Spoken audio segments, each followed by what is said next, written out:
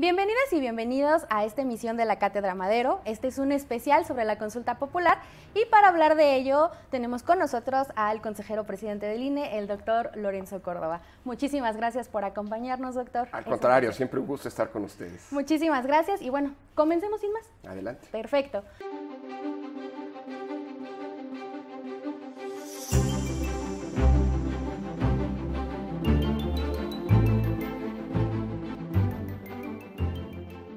Bueno, me gustaría comenzar con una pregunta que es quizá básica, ¿no? Pero que pertinente en todo este contexto.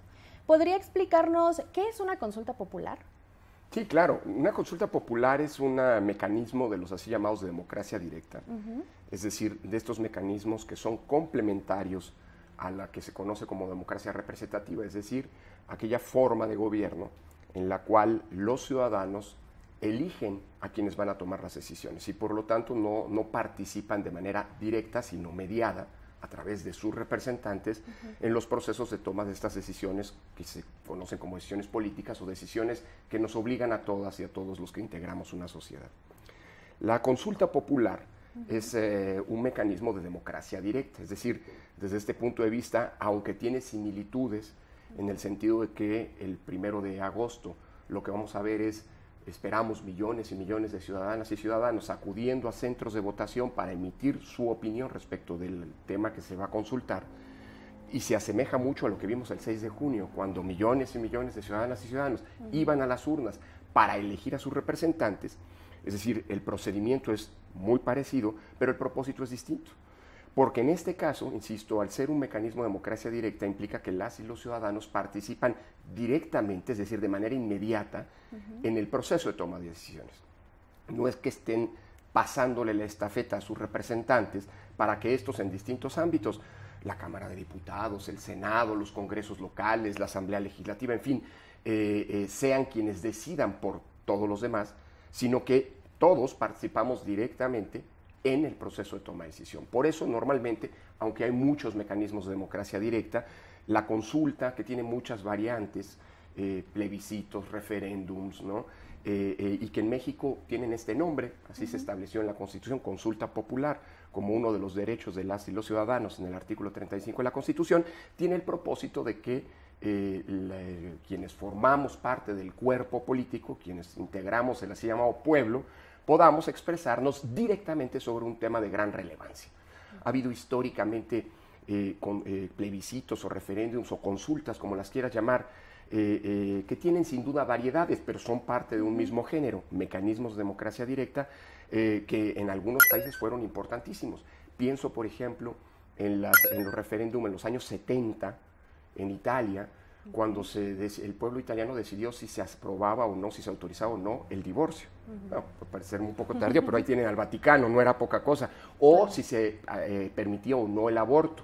Hoy el aborto es asumido como un derecho de las mujeres, así que no se somete a consulta. O pienso, por ejemplo, en el célebre referéndum que se conoce como el referéndum del no, cuando en 1988 se definió si la dictadura pinochetista continuaba o si se daba paso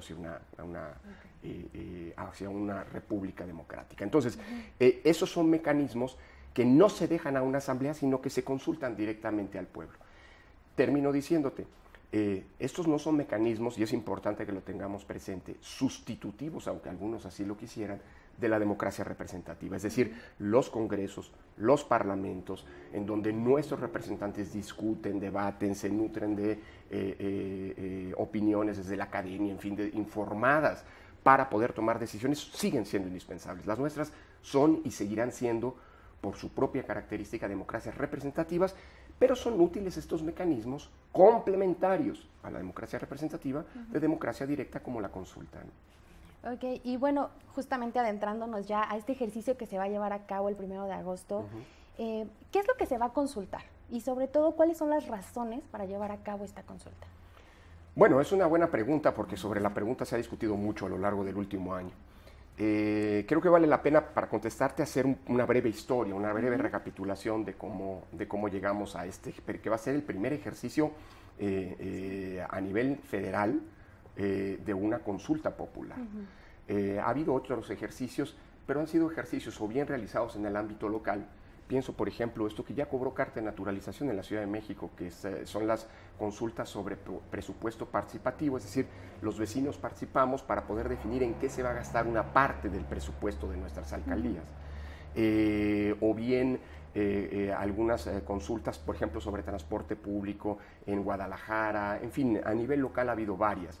Pero a nivel, bueno, hubo también otros ejercicios que no tenían ninguna base legal y que la verdad se realizaron sin ninguna calidad técnica de garantía de que la opinión iba efectivamente, de los ciudadanos y ciudadanas iba efectivamente a ser respetada, como la que se conoce como la consulta del aeropuerto, en fin, varios ejercicios de esa naturaleza que no tenían base legal. Este sí lo va a tener. Ahora, base incluso constitucional. ¿Cómo llegamos aquí? Bueno, el 15 de septiembre del año pasado, el presidente de la República propuso al Congreso, en este caso al Senado directamente, la realización de una consulta popular. Si tú ves el artículo 35 constitucional, esta consulta puede ser solicitada por por distintos sujetos. Uno de ellos es el presidente de la República, también puede ser un porcentaje de ciudadanas o ciudadanos, en fin, pero en este caso específico fue el presidente de la República el que lo solicitó. El Senado lo que hizo fue turnárselo, como lo dice la Constitución, turnarle esta solicitud a la Suprema Corte de Justicia. ¿Para qué? Para que la Corte, en ejercicio de sus atribuciones, valide si es pertinente, si se puede realizar o si es contrario a las prohibiciones que establece la Constitución esa pregunta en específico. El artículo 35 constitucional establece con mucha claridad que hay ciertos temas que no pueden someterse a consulta. Los derechos humanos, su restricción no puede ser sometida a consulta, es decir, no se puede consultar si estás de acuerdo o no que haya libertad de expresión. No, eso es un derecho humano, así que eso no se consulta. No se pueden consultar cuestiones presupuestarias o impuestos. ¿Quieres o no pagar impuestos? No, pues la mayoría va a decir probablemente que no, ¿no? Así que eso no se consulta. No se pueden consultar asuntos que tienen que ver con seguridad nacional, entre otros aspectos. Entonces, la Suprema Corte de Justicia consideró que la pregunta que había hecho el presidente, que era, ¿quieres que se hagan juicios a expresidentes o no? ¿O que los expresidentes han llevado a juicio por responsabilidades cometidas durante sus gobiernos o no? La Suprema Corte dijo que esa pregunta no era constitucional y por lo tanto no la validó. Pero tratando de, así lo dijo la Corte, maximizar el derecho de participación de la ciudadanía, reformuló la pregunta. Y la pregunta quedó como algo como lo que sigue. ¿Está usted de acuerdo o no en que se esclarezcan decisiones políticas del pasado, con respeto al marco constitucional y legal, llevadas a cabo por actores políticos del pasado, a fin de que se haga justicia a las personas que fueron afectadas, sí o no? Esa es la pregunta, con alguna variación, pues, ¿no? Es decir, es una pregunta que es bien distinta a la que pidió el presidente. El presidente dijo, ¿quieres que se juzgue o no a los expresidentes? Aquí queda una cosa mucho más amplia, mucho más ambigua. Cabría preguntarnos, ¿qué son decisiones políticas del pasado? ¿Quiénes son los actores políticos del pasado? Claro. Pregunta, ¿qué es el pasado? ¿O hasta dónde va el pasado? ¿Cuál es el periodo temporal? ¿La colonia? ¿La revolución? ¿La independencia? Es decir, todo esto es parte del pasado. En todo caso, no me toca a mí, ni le toca al INE, juzgar la pertinencia o no de la consulta, de la pregunta. Eso le tocó a la Corte y la Corte estableció esta pregunta. Y a partir de ese momento, se turnó a las cámaras del Congreso, las dos cámaras convocaron la consulta formalmente con esta modalidad que, repito, es la que autorizó la Suprema Corte de Justicia, y de ahí comenzó el proceso para que el INE organizara la consulta, porque la Constitución establece que esta consulta corre a cargo del INE, su organización, el cómputo de los votos, etc. Ahora bien, hay una trama allí en el camino.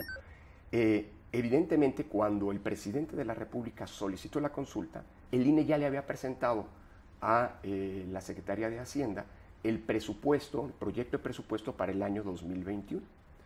O sea que no sabíamos que iba a haber consulta cuando presentamos el presupuesto. Cuando la Corte avaló la pregunta y era inminente que hubiera consulta, solicitamos una ampliación presupuestal a la Cámara de Diputados y al Gobierno de la República, que son las instancias competentes para procesar el presupuesto, pero se nos negó el presupuesto.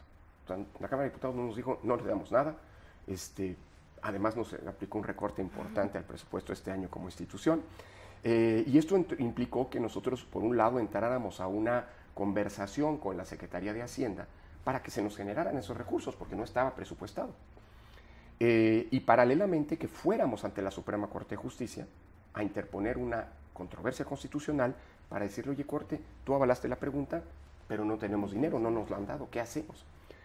Al final esta historia es un poco, en fin, lamentable desde este punto de vista, porque la Secretaría de Hacienda nos dijo al final, después de una negociación que nos llevó a ir recortando, acortando el presupuesto que solicitábamos y por ende el alcance de la consulta, y Hacienda nos dijo, no, no te doy nada, hazlo con el dinero que tú tienes. Y la Suprema Corte de Justicia declaró infundado la reclamación, la controversia que presentamos, señalándonos que, equivocadamente por cierto, que teníamos un excedente en nuestro presupuesto, porque habían consultado lo que se había autorizado en el presupuesto de la Federación. Lamentablemente la Suprema Corte no supo distinguir entre excedente y presupuesto para el financiamiento de los partidos políticos. Es decir, prácticamente la Corte nos dijo, hazlo con el dinero de los partidos políticos, cosa que constitucionalmente no podemos hacer. En suma, el INE, como está comprometido con su función, con la ciudadanía, y gracias a un ejercicio presupuestal de una gran austeridad, de buenos manejos financieros que nos llevaron, por ejemplo, a anticipar en la medida de lo posible gastos de la elección, que nos llevaron a, en el INE, prácticamente todos los contratos se asignan por licitación, a diferencia de lo que ocurre, como sabemos hoy, en la administración pública, en donde sobre todo se hacen asignaciones directas. Acá no, aquí se siguen estas buenas prácticas que nos han llevado a tener algunos ahorros, que nos han, por ejemplo, la paridad con el dólar nos ha beneficiado, porque todos los materiales que importamos, que se cotizan en dólares para la credencial para votar, se han mantenido abajo del precio que habíamos estimado. Entonces nos ha generado algunos recursos, alrededor de 500 millones de pesos, que nos van a permitir hacer una consulta con 57,000 mesas receptoras de la opinión ciudadana, que es, por cierto, la más seria, la más grande, la más robusta que se haya realizado hasta ahora. Y así llegamos con esta pregunta, pues, ambigua si quieres, pero que no hizo el INE y que tendremos que aplicar en sus términos a este ejercicio, que por cierto va a ser inédito, porque repito, es la primera vez que se hace una consulta en los términos en lo que establece la Constitución.